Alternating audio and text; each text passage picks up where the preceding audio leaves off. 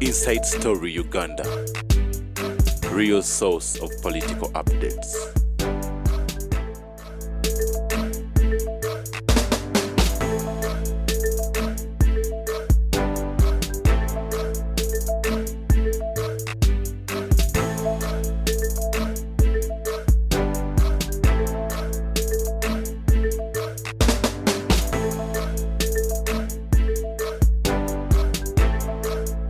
Ani yabagamba hey Timirundi mumusobola hey musobola bali abo mukyalo hey abambale empale z'emivu. Because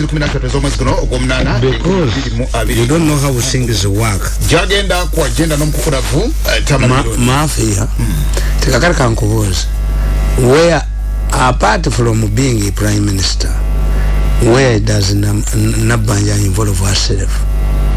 Money comes from Minister of Finance to a semi-defunctional post bank. Tizigena post bank. Sorry, tizigena post bank or post office post bank. To Bundi to ama company. Telecom company. Kakati Nabanja yingirirawo. Kati baba fere bakulembesa Nabanja. Odifedinge kyo tategedde. Omuntu wabulijjo tamanyi Nabanja amwagala kubera private anti enkubulya yakiyingiramu n'akyexciting azinira ku malaalo naye asuddewo omulambo mulala Nabanja Nabanja aliko we bakubidde omuntu owamobu justice bambi omusajja bamukubye nnyo poliisi kabangali etwalaye kati bali ku Nabanja naye yakola decision wa finance tisente ziragewa olaba Museveni yagamba nti biliyoni emu njiwadde abasajja ab'omukatale akapaka yadi kakutta omuliro ekyo kisapooti kyammwe kyagamba we must educate them ababadde basuubula kuba what you don't know ekyo kisapooti kyammwe emyoga biki bagenda mu Bank of Uganda ne bagula treasury bills kasayekweka emyezi 3 biliyoni emu ereetemu kitundu oba 2 mu treasury bills bazikweka beekweka sende bazoza kakati nakugamba ne bazoza mu ne baziwa abantu tebazibawa how can you say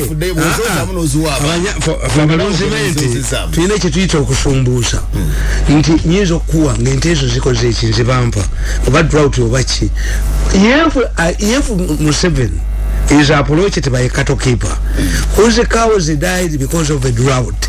Can Museveni direct this support center to train this man how to look after his cattle and milk? Bakuyigizo kama kubanga bulijjo badoka. Yes. How can you say the support center must educate a businessman? Who say yanti sende bazibba ekyo kye baba bakuba bakijjewo beki support center mu kijjewo nekikuba mu kijjewo nomala okufuna enyoga bwegijja nokalema nokalema n'alumba obutale bwonna n'alumba yonna gye mwaliyisiza enyoga yonna support center ine ekizibu why do you have a middleman? Why do you have a middleman? Why do you have a middleman? Yes. Money should go to the Minister of Finance. The Mudda Mubaka of Parliament call a myoga. Let the Minister of Finance put a committee of intelligent people like me. Baba Budi, why these programs are failed? It's not a myoga only. Rural farmer scheme failed. Is a failing well.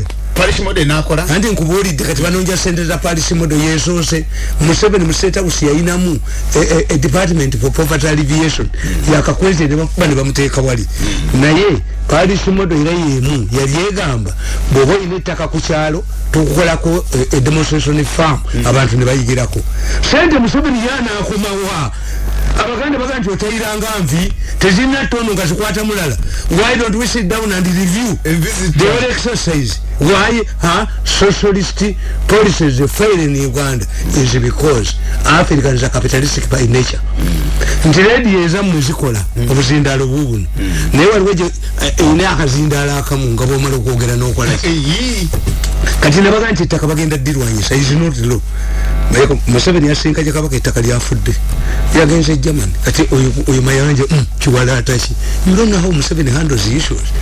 Nabaga nti if Museveni is a lion abemmengo haina empologomatiiri ya mpisi era n'ekinera mwenda bwe bakola bwe bati etteeka ne ligaana kakati nina is this a judicial problem? Yes. Is it a legal problem? Waliwo omulamuzi yagoba yasooka nafuna ettaka ne bamusasula ne bamucompensating 1.8 billion yakomyewo n'aleeka n'erya banne abakwata ekiryandongo asibye abantu.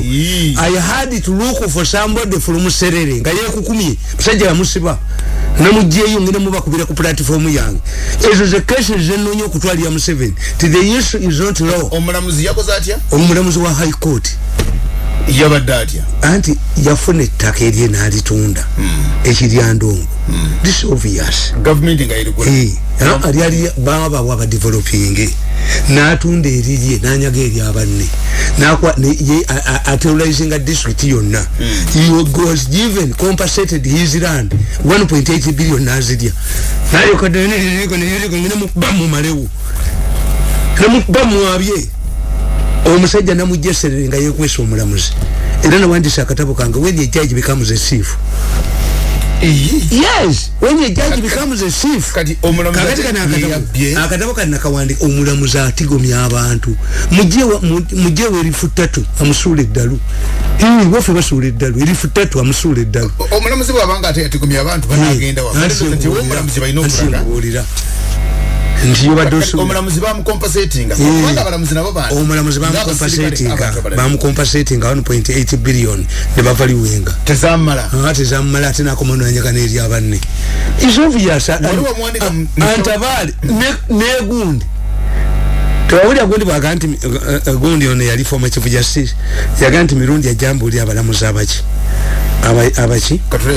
Katulebe koze ekyuma ekikwata amaloboozi abali venue authority be bakikirira nti yakitadde mu office ye nagendayo bali bamaze okumbulira ntogendayo ngoki togenda n'omubulira ekyuma nekikwata amaloboozi recorded yali yatuyitanikanye yahamba fe tugendeyo tumubulire nga abaleese ekyuma bambulidde mbabazi yagambye tumwebaze Mirundi nti miso yogiraba nti asaaga mulowooza asaaga miso dwarfs all intelligence organizations eyo kati gyolasa wazibu mpabi nze sinza kutuuka kwe mulamuzi ngenda mubakubira muteeka mafia politics in the judiciary omulamuzi nakuzi nayogera ne muwala walimu attorney general Zigundi Chambers ettaka mulite mwagaba ntemwiza gabana ebiri kutiko muli muzati ku myati aba Besije and his cronies have extended their mafia politics to the judiciary. Yes. Besije amangu aga nakawandika kabiri mmeka 2012. Yes. Nakugamba nti Museveni bamukubye mu judiciary lulina kusomera ki tinkuba gye bamukubyemu mbabazi confirms ti omusajja atandika kunkuba mu 2012. For example, the way the courts of law treat him and his group speaks a lot. He gets bails on treasonable offenses. His hooligans are released on questionable court rulings. On land cases, magistrates give out eviction orders to undermine the law. Suspected criminals easily find their way out. However, the ordinary Ugandan is made to believe that they are the fruits of an independent judiciary. An anti-corruption court was recently constituted, but it's just the name that separates it from the magistrates. Otherwise, as usual, a suspect is simply released on technicalities. However, a critical look at the judiciary clearly manifests symptoms of mafia politics. How? Number one, when the government launched Operation Wembley, the lawyers complained that it was exercising extrajudicial methods. However, the population applauded the Wembley project because the majority of the robbers had been released from the courts. On the surface, the judges blame poor investigations by the police, inevitably confirming that those released are real criminals. On the rampant land evictions, most often than not, lawyers for the poor peasants are compromised by the rich. The bona fide tenants who are protected by the law are declared squatters by the magistrates to render them helpless. Usually, land-related cases are deliberately delayed or fixed on contradicting dates to frustrate the poor peasants. The weak are given wrong dates. Judgments are given deliberately in absence of the poor because they are confused to make them unable to attend court sessions. When the president appointed Ida Nantaba as Minister of State for Lands, her nomination appointment was blocked because the key players in the land grabbing and evictions have agents in parliament. When she sprang into action, the landlords panicked. They accused her of flouting court rulings. They also launched a 60-member lawyer team to counter her. This is typical of mafia politics in action. One, when they try to make the public believe that the courts are capable of solving land disputes. 2, so that the land grabbers get favorable judgments against the peasants because they are not represented. If the peasants could afford lawyers, meaning they are not represented in courts, how come that these judgments come from the courts? How will the 6th lawyer team solve the corruption problem? Will they give the judges and the magistrates money to win these cases? Because lawyers are not judges. Judges and magistrates make these judgments not because they lack information. No, they do it deliberately to maintain land evictions as a money-minting machine for themselves. A judge will simply tell you that you have the right to appeal. Yes, but what about the damages suffered? Immediately, a land grabber gets favorable judgments. He demolishes the buildings, cuts down the plantation, and denies the tenants access to the land. What do they get from the appeal, even if it is in their favor? Why not direct to maintain the status quo in a case of land cases until all the illegal avenues are exhausted? Why do they expect fairness from the higher levels of the judiciary, not those at the lower courts, which are closer to the people? This can only work out in medical fields, where you can get first aid from the clinics and expect specialized treatment from the medical doctors. It cannot work where it is used as an excuse for corrupt court officials to get money. The mafia politics assumes that you can get justice at higher courts, but deliberately knowing that by the time you will get there, you will be exhausted and have given up. When they make such statements of getting remedies from higher courts, it sounds as it is a very simple thing. That if you do not find sugar in one shop, you can go to the next shop. This is not the case with courts of laws. The damage is always irreparable. Take an example of the Nambole estates. Early last year in 2012, land grabbers plotted to steal it. It's a prime land of 2 square miles in the metropolitan city. It also has a stone quarry with high quality stones. Through the so-called privatization units, the grabbers pretended that they had interest in refurbishing Mandela Stadium at Nambole and make it profitable, just the usual tricks they play before grabbing the property. They quickly raised 300 million shillings, and 3 billion was put to stake or at stake. The stadium management received a manager from privatization unity, apparently funded by the land grabbers, to apply mafia politics by hoodwinking Ugandans with fake stories of modernizing the structure. This is the language that the thieves use. Newspapers were hired to publish negative articles about Nambole. Graphics were published but to only show the stadium and not the whole 2 square miles of land that had caused the Nambole problems. The way things operate these days, once you welcome the privatization unity at your place, it opens up a floodgate of grabbers, the land grabbing exercise. It is not surprising that the Pioneer Bus Company owners rented space at Nambole. This is how the mafias work. In a case of grabbing, such a company will claim the right of first priority over the space and more. They will operate themselves as the current users and demand a first priority consideration.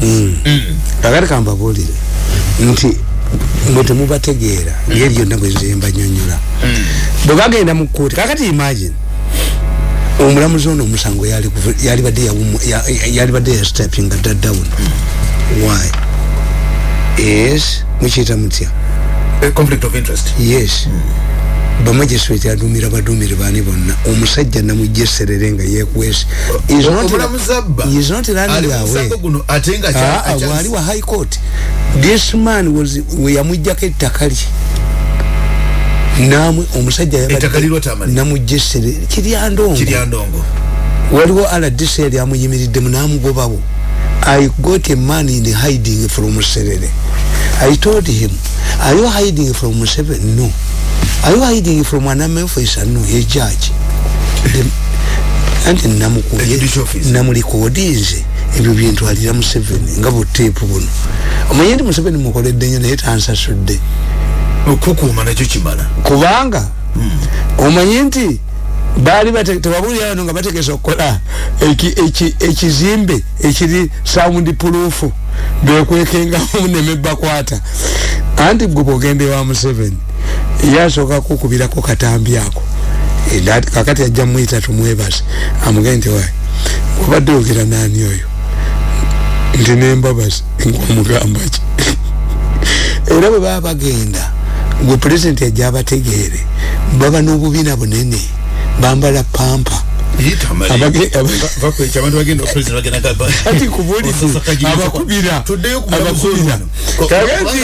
kugamba nti omulamuzi ono yali badde ya stepping down and even the former chief justice was also wanted by the same land claims kubanga these people ordinary these people nabo bayina gye bava naye jaji yalikozeseza a system ey'ekiramuzi but when you chase away people this man ngenda mubatwa kubateera ku platform yange kuba you have all the documents ngenda muteeka ku gundi omanyi batya nnyo okuba exposing kwa judges work for domestic and outside wound unless he settles this matter sentence yatwala atwaleze ettaka ly'abanaali veeko I'm going to export to fight him kubanga kakati land yekabaka kasayagenze wa Museveni ebya land byafudde oyo mayanja asirike kati aleke n'abakulu bakole kinakireke kuba bali abakulu bategeeraganye yes nina nango omusirikale wa special forces gwe bandopedde alina abantu byaguddeko ku ttaka omusirikale wa special ate kuno omusirikale serikale ndoza kwataleka kubeera omu kubakulembeze ne bwaba munene ali ku ttaka niyono bano bambaleeta engeri gyali entebe ettaka liri awe busambaga banga nti omusirikale wa SFC afuuse ensonga njagala kunoonya kyandi oba waliwo haja takala liri busambaga hajati bali bamuguzeke bali hajati bali bamuggetaka nge ekisajja bakiyita kiwanuka kiyita advisor kya president nakwera musajja essimu osi sayidi wentebe nemugana yigwo olwana naye omumanyi yali aganje gikwata nemwereza message nemugana yigwo olwana naye omumanyi gwe bayita Mirundi omumanyi tesebo nkumanyi nkutegedde but do you know that the matter is before court nemuga court she and this court don't you know the court nemuga anti no the matter is before my court is inside musibe kiwanuka yadduka n'engalabi nalinja kala ntambuze kiwanuka nga ali bwerere mu ntebe ava ku ttaka lya SFC aliko basajjawe akidjanya elifu tatu sambaga erinya ntambuze osi w'entebe owa Saidi namugamba the matter is being handled by my court but aye judge I'm a chief of police wamugamba umanyikamba bwolize ngatuva kumpota male obude ofugenze ekintu kyonna nabaga nti okukivaako oyina okubanga oyina ekintu ekyamaanyi kyoyiseemu mu nsi buli lwolabanga omuntu awandiisa ebitabo ebingi aba yaliko disappointed. That's why the Retimbonye wrote many books. Nze mpandiise ebitabo bingi ku gundi ku mafia. Kakati out of experience ezo kusanga omukazi n'agamba ngopo bamuyita batya Winifred yani. Kakati omusajja yava ku mwenge naye yali taguva yali agunywa nnyo omusajja mutamiivu. Kakati bagenda kwogereza batadde embuzi ennume kuki kabangali yakula bulungi kati yasula anywa ekiro kyonna anywa kwe kumuteeka ebweru avere ku pick up akuume ebintu bino buno bwana buwalampa emmotoka ne buzibbako omayite obwo bwana obuli mu kibuga buwalampa emmotoka nerole bugiwalampa kati temuteeka muntu wa kati ne bamuteeka ye ebweru kozi yasuza anywa kati bwe yazunganga bwati nga naye embuzi erowooza agireetera azunga bwati embuzi egamba agireetera kozi yamusajja ali mutulotwe embuzi yamukuba omutwe emukuba kupika up paka ku ttaka teyadda mu kunywa mwenge teyadda mu kugunywa anti ye embuzi ono ali mu mwenge gazunga bibye naye ye embuzi naye